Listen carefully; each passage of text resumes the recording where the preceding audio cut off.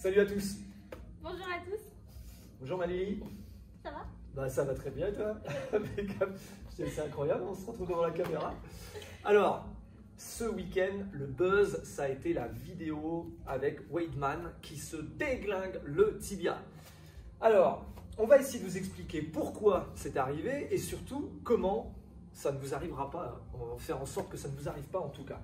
Alors, j'ai eu plein de discussions dans le week-end. Alors, ça, c'est un truc de fou entre les messages personnels, les commentaires sur les réseaux. Il y en a eu plein. On m'a identifié une centaine de fois sur cette vidéo, sur plein de posts différents. Donc, merci à vous tous déjà de penser à moi. C'est toujours sympa. Ça veut dire que vous regardez ce que je fais, ce que je propose et ça vous intéresse d'avoir des explications. Alors, on n'est pas toujours tous d'accord, vous verrez, sur la situation. La première chose, déjà, Weidman. La question a été posée souvent, c'est low kick ou calf kick. Je vous rappelle, low kick, c'est entre la hanche et le genou, de préférence sur cette zone-là. Et tout ce qui est calf kick, c'est sous le genou, d'accord, sur cette partie-là, et de préférence sur cette zone par là, à peu près. Toute l'astuce vient de dire que déjà, moi je confirme que c'est un calf kick pour une raison simple, c'est que son adversaire, quand il se protège, j'ai regardé la vidéo 50 fois, je vous le dis, 50 fois j'ai vomi, parce qu'elle est horrible à regarder, il ne lève pas sa jambe. Si ça avait été un low kick, il aurait bloqué en levant son genou. Voilà, exactement, en levant son genou, exactement comme fait Lily, là, d'accord?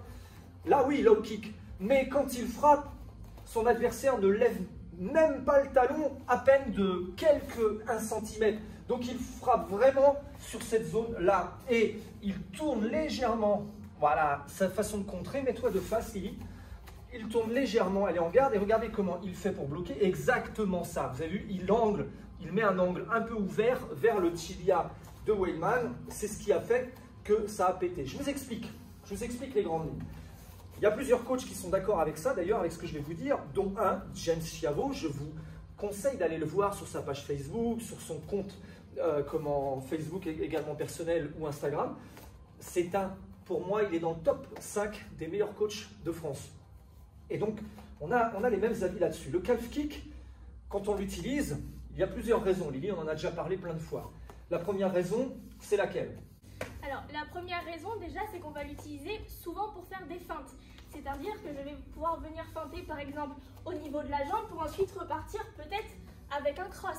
Quand vous allez venir feinter en bas, évitez de regarder l'endroit où vous allez frapper. Sinon, lui, il va voir. Donc, forcément, c'est plus une feinte. Vous regardez bien en haut, la garde haute. Hop, je feinte et boum, j'y vais. Très bien, très bonne raison, Lily. Alors, je vois un détail important quand tu frappes. Je vois comment tu places ton mouvement et c'est important de le dire. Si tu faisais un low kick, comment tu le ferais? Low kick. Pivot, ouverture de hanche et on frappe toujours évidemment avec le bas du tibia. Très bien. Et ton calf kick, il y a un petit détail très important pour les gens, montre-leur. Effectivement, tes hanches restent face à moi. Vous avez vu, elle n'ouvre pas ses hanches et elle descend son centre de gravité. Vous avez vu, sa jambe se plie, elle descend son corps pour être plus loin en distance et ne pas se faire toucher. C'est ça, Lily, à peu près dans ta technique. Ok. Alors, la deuxième raison, Lily, importante de l'utilisation du calf kick et pour éviter la grosse blessure comme Weidman, c'est quoi? Éviter de frapper trop fort sur un seul et même coup. En fait, ce qui va être blessant sur ce genre de coup, ça va être à force, c'est la répétition qui va devenir blessant. D'accord, très bonne information qu'elle nous donne parce que regardez Weidman, quand il frappe, alors j'en ai vu certains qui m'ont dit ouais, il tapait de bas en haut, il tapait n'importe quoi. Non, non, en fait, il a tapé comme un low kick, mais vous pouvez revoir la vidéo, hein. Il tape comme un low kick, je vais le mettre dans l'autre sens, mais dans le bas, sous le genou. Il part, il ouvre les hanches et il ouvre, bam, comme ça. Et vraiment, je l'ai regardé plein de fois cette vidéo, je vais vous la mettre là pour que vous puissiez bien voir ce détail, mais il ouvre et il vient frapper toute sa force. Alors, mon petit Randy là, on l'appelle Randy Couture.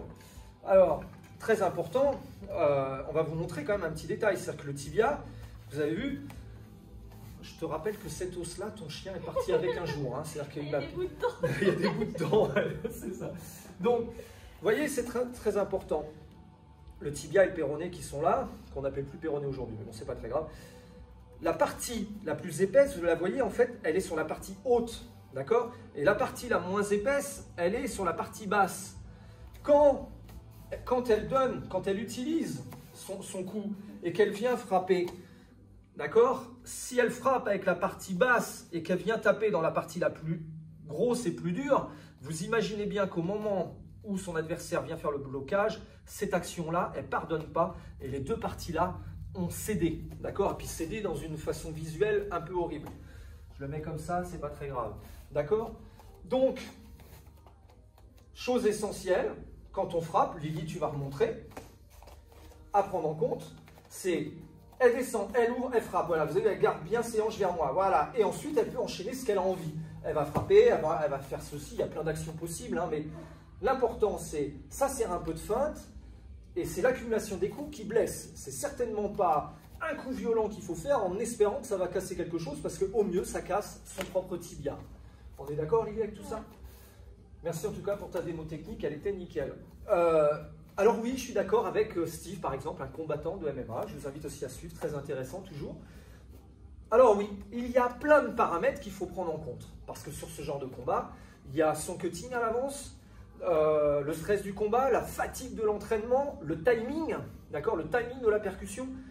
Bref, beaucoup d'éléments rentrent en compte. Qui aurait imaginé qu'à cet instant, au tout début du combat, il aurait vu l'action se faire, venir bloquer d'une action simple et venir contrer la percussion. Mais des gestes techniques permettent de limiter ça. Donc voilà à quoi servent le travail des coachs. On étudie, on analyse et on essaie de trouver des solutions de façon à ce que ça ne vous arrive pas. Il y a une très bonne nouvelle quand même. C'est que ça arrive très rarement. D'ailleurs à tel point que la vidéo elle a fait des millions de vues en quelques heures. Donc c'est tant mieux, j'ai eu plein de messages d'élèves qui m'ont dit « Ah, je veux pas que ça m'arrive, je veux que ça m'arrive ». Vous inquiétez pas, ça ne vous arrivera pas. Je vous le dis tout de suite, ça ne vous arrivera pas. Donc voilà, travaillez, entraînez-vous, perfectionnez vos gestes techniques, retravaillez un petit peu la méthode, suivez James sur cette action du calf kick. J'ai beaucoup regardé ce qu'il faisait et je me suis inspiré de ce coach-là. Moi aussi je suis coach, mais je m'inspire des meilleurs coachs pour devenir un bon coach. C'est comme ça que ça fonctionne. Donc voilà, merci à vous tous. Merci à James pour tout ce qu'il nous apporte pour le MMA français. C'est toujours très intéressant. Puis merci à tous les autres. Hein. Vous avez été une centaine à me taguer et discuter. J'ai répondu à qui j'ai pu. On vous embrasse, Lily. Ouais, merci à vous. Salut. Salut.